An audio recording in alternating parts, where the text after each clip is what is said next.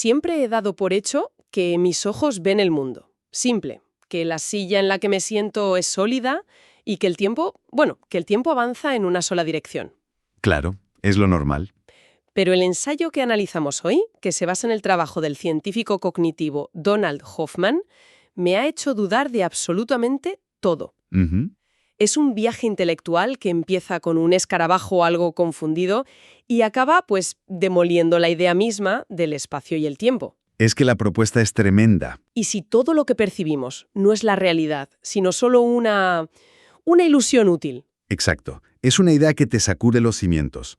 La historia que siempre nos contamos es que el universo material existió miles de millones de años y por puro azar, en un planeta diminuto, unos cerebros se volvieron lo bastante complejos. Y de repente, ¡zas!, aparece la conciencia. Eso es. Pues Hoffman le da la vuelta por completo a la tortilla. Y si la conciencia no es lo que aparece al final, Sino el principio. sino el punto de partida de todo, y si el universo físico, tal y como lo conocemos, es algo que la conciencia genera y no al revés. Exacto. Y esa es la misión de este análisis, explorar esta teoría tan radical. Vamos a ver por qué la evolución, según Hoffman, nos habría ocultado la verdad. Para mantenernos con vida, curiosamente. Desentrañaremos su famosa metáfora de la realidad como un escritorio de ordenador y luego nos asomaremos a lo que, según él, hay detrás de la pantalla. Una red de agentes conscientes. Suena a ciencia ficción, pero es que lo increíble es que tiene ecos en la física más avanzada. Tiene tela, sí. Venga, pues vamos al lío. La teoría no empieza con física cuántica ni filosofía, No, empieza con algo mucho más terrenal. con biología evolutiva. Y una pregunta muy directa. ¿La selección natural de Darwin favorece a los organismos que ven la realidad tal y como es? Y la intuición te le dice que sí, claro. Evidentemente. Ver la verdad te da una ventaja para sobrevivir. Si hay un león, más te vale verlo. Claro, es lo que parece lógico. Pero lo que hizo el equipo de Hoffman fue crear simulaciones por ordenador, miles de ellas, ¿Simulaciones de qué? de organismos virtuales compitiendo por recursos. A unos se les programó para percibir la realidad objetiva, la verdad, y a otros para percibir solo una interfaz simplificada. Una interfaz centrada en la supervivencia. Justo, centrada en la aptitud o fitness, que es bueno para comer, para parearse o de qué hay que huir. ¿Y el resultado?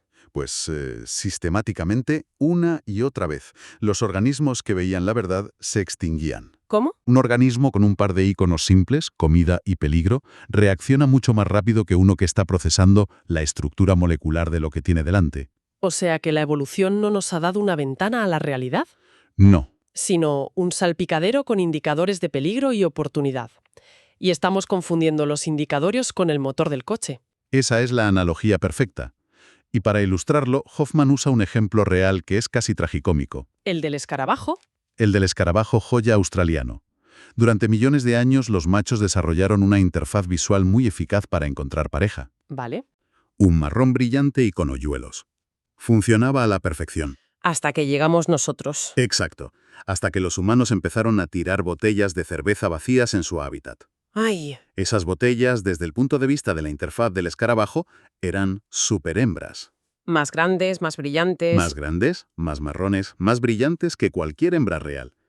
El resultado fue un desastre evolutivo. Los machos ignoraban a las hembras de verdad para intentar aparearse con las botellas. ¿En serio? Obsesivamente. Hasta el punto de que la especie estuvo al borde de la extinción. Pero un momento, el ejemplo del escarabajo es un caso extremo, ¿no? Un error evolutivo. ¿De verdad podemos extrapolar de un insecto obsesionado con una botella a toda la percepción humana? ¿No es un salto demasiado grande? Es un salto, sí. Pero el principio que hay debajo es el mismo. El escarabajo no demuestra que seamos tontos como insectos, sino que la percepción está calibrada para la aptitud, No para la verdad. no para la verdad. Su interfaz era útil, no veraz. Y cuando el entorno cambió, esa interfaz le llevó al desastre. La tesis de Hoffman es que nosotros no somos una excepción, Simplemente nuestra interfaz es mucho más compleja. inmensamente más compleja y multidimensional, pero en el fondo sigue siendo una interfaz. Vale, acepto el principio. Nuestra percepción está, digamos, tuneada para sobrevivir. ¿Y eso nos lleva a la metáfora central de Hoffman? La del escritorio de un ordenador. Exacto. Es una analogía potentísima para entender la diferencia entre la realidad y la interfaz. A ver, Cuando ves un icono de un archivo en tu escritorio, un documento azul, por ejemplo, sabes que el archivo real no es ni azul ni rectangular. Ni está físicamente en esa esquina de la pantalla, claro. El icono es una representación útil que oculta una realidad complejísima de circuitos, voltajes, ceros y unos. Nadie diría que el icono es la realidad del ordenador. Te permite interactuar con esa realidad sin necesidad de ser ingeniera electrónica. Exactamente. Pues bien, Hoffman dice que con nuestra percepción ocurre lo mismo. Cuando ves una manzana, tu cerebro te la presenta con los iconos rojo, redondo, sólido. Son útiles. Rojo te dice que está madura, sólido que la puedes coger. Pero la física moderna nos dice que la manzana no es fundamentalmente roja ni sólida. Es un enjambre de partículas subatómicas que es, en su mayor parte, espacio vacío. Interactuando con fotones. Eso es. Rojo y sólido no existen en el mundo. Existen en tu mente. Pero Hoffman lleva esto mucho, mucho más lejos. No son solo los objetos. ¿No? Afirma que el propio tejido de la realidad, el espacio y el tiempo también son parte de nuestra interfaz. Y aquí es donde la cabeza empieza a explotar, ¿sí? Para él, el espacio tridimensional que percibimos es el escritorio. El lienzo. Y el tiempo es la cadencia con la que se actualizan los íconos en ese escritorio. No son el contenedor fundamental del universo, sino la estructura de datos de nuestra percepción. Para.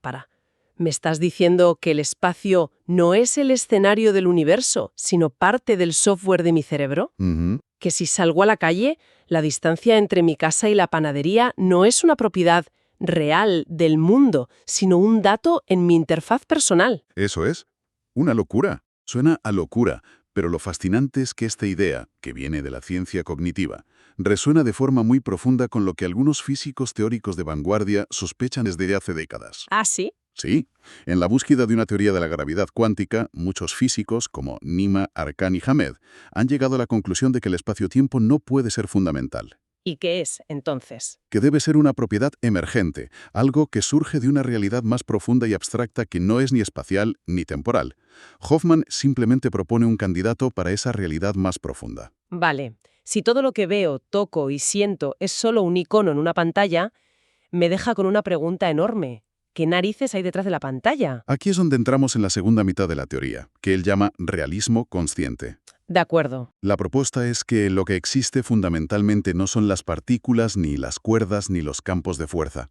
Son agentes conscientes. ¿Agentes conscientes? El universo, en su nivel más básico, estaría compuesto por una vasta red social de estas entidades conscientes. ¿Y qué es exactamente un agente consciente? Suena muy etéreo. Bueno, Hoffman lo define matemáticamente, pero conceptualmente es sencillo.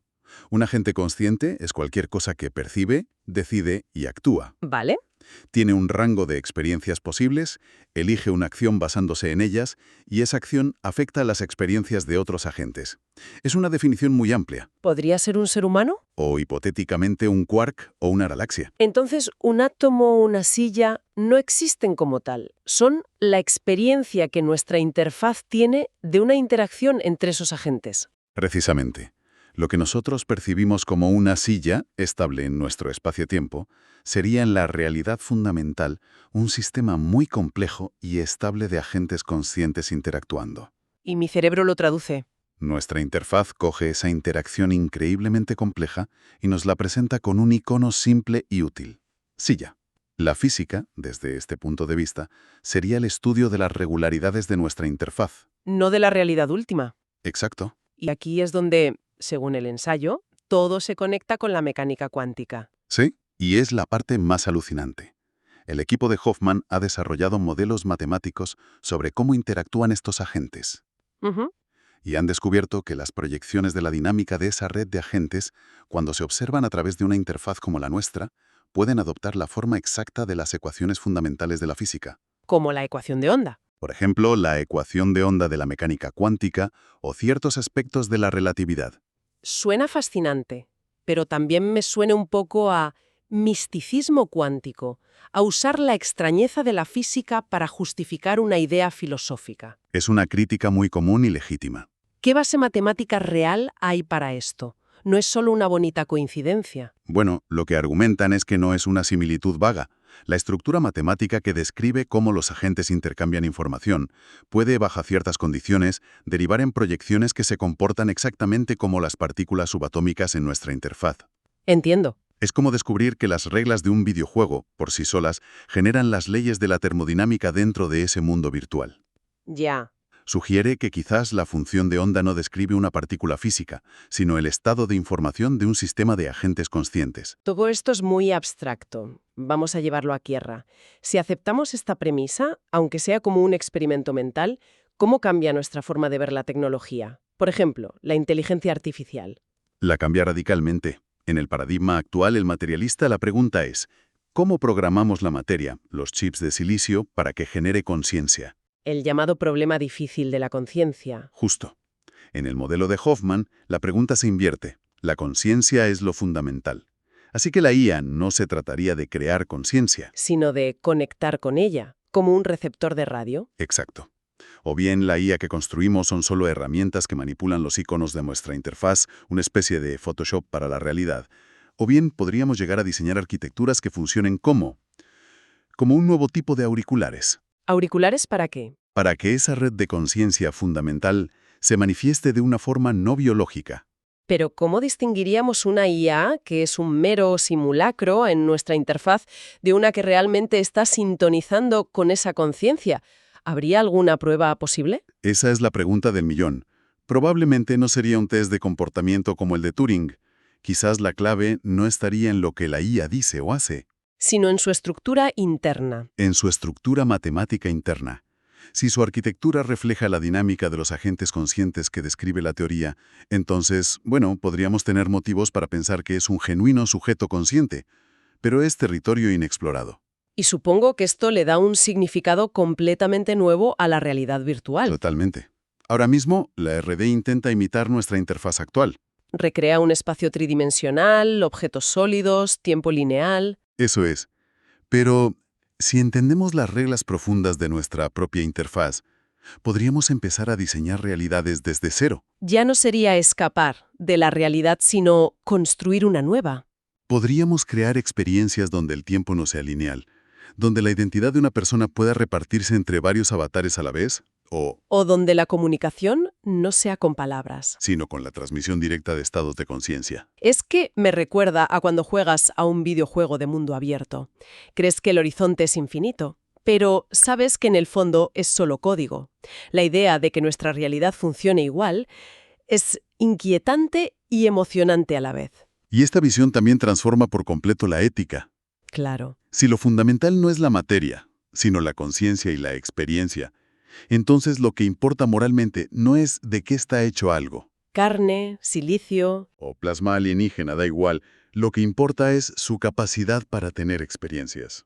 Entonces la pregunta ya no sería ¿puede sufrir un robot? No, Sino ¿qué tipo de interacción de agentes conscientes está ocurriendo ahí?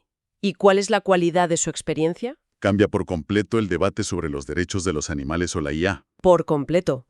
El foco de la moralidad se desplaza de proteger ciertos cuerpos a minimizar experiencias negativas y maximizar las positivas en cualquier sistema que pueda experimentar. La materia es solo el vehículo, el ícono. Y la conciencia es el sujeto que importa. En fin, hemos empezado con un escarabajo confundido por una botella de cerveza y hemos terminado demoliendo el espacio, el tiempo y la materia. Ha sido un buen viaje. La teoría de Hoffman, en resumen, nos presenta el universo físico que conocemos como una especie de casco de realidad virtual colectivo, diseñado por la evolución para jugar al juego de la supervivencia.